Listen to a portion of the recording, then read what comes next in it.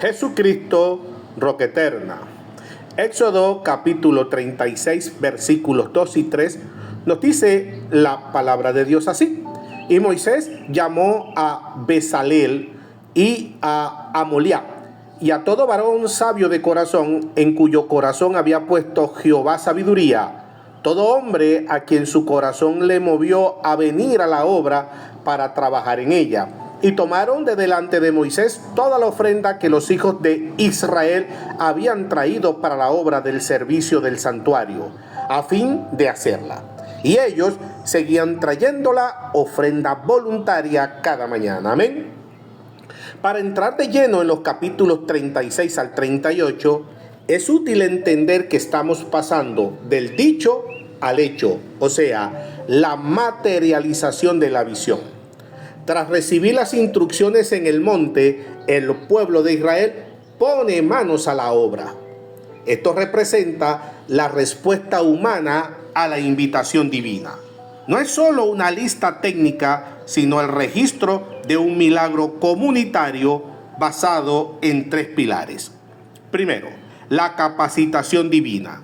Dios no solo da órdenes, sino que dota de sabiduría y arte a personas específicas para ejecutar la obra. Segundo, la generosidad voluntaria. El proyecto no se financia con impuestos, sino con ofrendas que nacen del corazón, al punto de que los materiales llegan a sobrar. Y tercero, la obediencia precisa. Se describe paso a paso cómo se construye el tabernáculo, el arca y el atrio, subrayando que el hombre puede crear un espacio digno para la presencia de Dios cuando sigue sus diseños. En esencia, estos capítulos celebran la transición de una idea espiritual a una realidad tangible en medio del campamento. Alabado sea Dios. Éxodo capítulo 36.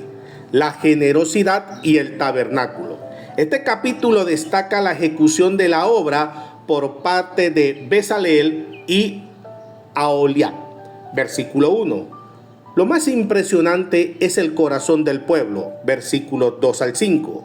El pueblo llevó tanto que Moisés tuvo que pedirle que dejaran de dar. Versículo 6.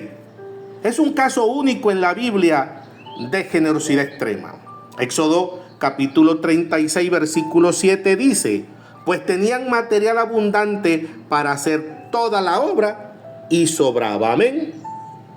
Construcción del tabernáculo. Se detallan las cortinas de lino, de pelo de cabra y las pieles para el techo. Versículos 1 al 19. Las tablas y el armazón. Versículos 20 al 34.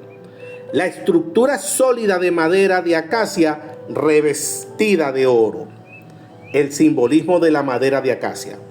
Casi todos los muebles importantes tenían como base la madera de acacia. Es una madera densa, resistente a los insectos y casi incorruptible en el desierto. Para los estudiosos, esto representa la humanidad incorruptible o la resistencia en medio de la prueba. Y el capítulo cierra con la hechura del velo, versículos 35 al 38. Alabado sea Dios. Éxodo capítulo 37. El mobiliario del lugar santo. Aquí el enfoque se traslada a los objetos más sagrados que irían dentro de la tienda. Cada pieza del mobiliario funcionaba como un eslabón entre el hombre y Dios. El arca del testimonio. Éxodo capítulo 37, versículo 1 al 9. Representaba la presencia y el trono de Dios. Estaba hecho de madera de acacia, en representación a la humanidad, y recubierta de oro, deidad. Los dos querubines sobre el propiciatorio miraban hacia abajo, hacia la ley, pero entre ellos habitaba la Shekinah, la gloria visible de Dios, y esto simboliza que la justicia, la ley, y la misericordia, la sangre rociada allí, se encuentran en un solo lugar. Luego tenemos la mesa de la proposición, versículos 10 al 16. La mesa de la proposición o mesa de los panes de presencia tienen un simbolismo muy cálido y profundo. Representaba la comunión y el sustento. Sobre la mesa siempre habían 12 panes, uno por cada tribu de Israel. Esto enseñaba dos cosas: dependencia e igualdad. También estaba el candelabro o menorá, versículos 17 al 24. Al ser de una sola pieza de oro puro y tener forma de árbol con almendros, representaba la luz y la vida. En un lugar sin ventanas, el candelabro era la única fuente de claridad. Simboliza la guía del Espíritu Santo de Dios y la iluminación necesaria para entender lo sagrado. También estaba el altar del incienso, el aroma de la oración, versículos 25 al 29, donde se quemaba el perfume sagrado frente al velo. Ubicado dentro del lugar santo, justo frente al velo quedaba el arca. Este altar era pequeño pero vital. Representa la intercesión y la oración. Así como el humo del incienso subía y llenaba el lugar con una fragancia agradable, las oraciones del pueblo suben hacia Dios.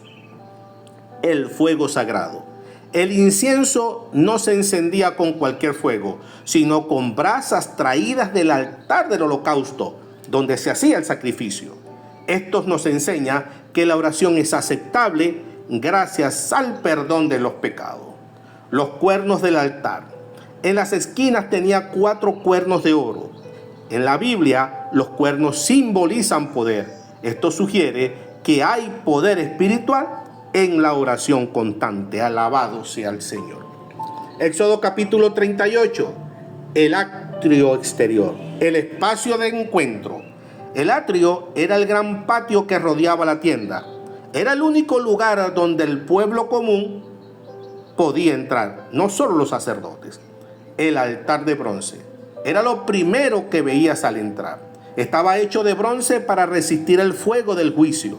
Simbolizaba que no hay acceso a Dios sin antes pasar por el sacrificio y el perdón. La fuente de bronce, situada entre el altar y la tienda. Antes de servir, los sacerdotes debían lavarse las manos y los pies. Simboliza la purificación diaria. No basta con ser perdonados una vez. Necesitamos limpiarnos constantemente de la suciedad del mundo. Las cortinas de lino fino, versículos 9 al 20. El perímetro estaba marcado por cortinas blancas de lino. Esto representaba la santidad y separación. El tabernáculo estaba en el mundo, en el campamento, pero claramente diferenciado por su pureza. Veamos el inventario de materiales donde está el versículo 24 hasta el 31. Se hace un recuento detallado de oro, la plata y el bronce utilizado. Un detalle para reflexionar. Se registra exactamente cuánto material se usó. Esto nos enseña que en la obra de Dios la transparencia y el orden son tan importantes como la devoción. La plata provino del censo del pueblo, medio ciclo por persona.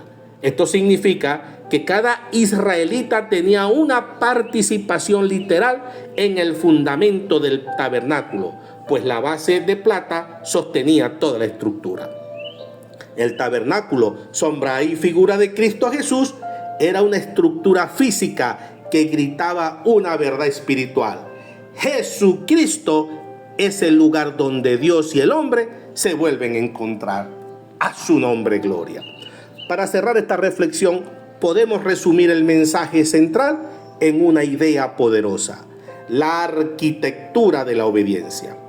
Éxodo 36 al 38 no es solo un reporte técnico de construcción, sino la evidencia de lo que sucede cuando una comunidad se alinea con el propósito divino.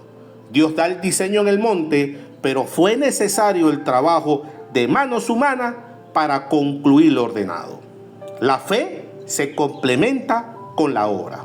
El uso de materiales preciosos como el oro y la plata y la precisión en las medidas nos enseñan que Dios, la excelencia, es importante para Dios. No se trata de lujo, sino de darle lo mejor a quien nos ha dado lo mejor. El tabernáculo fue posiblemente por la unión de todo, desde los artesanos como Bezaleel, las mujeres que donaron sus espejos y el pueblo que trajo sus ofrendas. Cada uno puso lo que tenía para un fin superior: glorificar al Dios vivo y verdadero. A su nombre gloria. Vamos a orar. Señor, gracias por enseñarnos a través de tu palabra que tú deseas habitar en medio de nosotros, sobre todo en nuestros corazones. Así como el pueblo de Israel entregó con alegría sus talentos y bienes para construir el tabernáculo, ayúdanos a ofrecerte hoy lo mejor de nuestra vida para que te glorifiques en ella. Que nuestro corazón sea un tabernáculo limpio, ordenado y lleno de luz, preparado para ser el trono de Dios todopoderoso y eterno. A su nombre gloria. Amén. Dios te bendiga, Dios te guarde.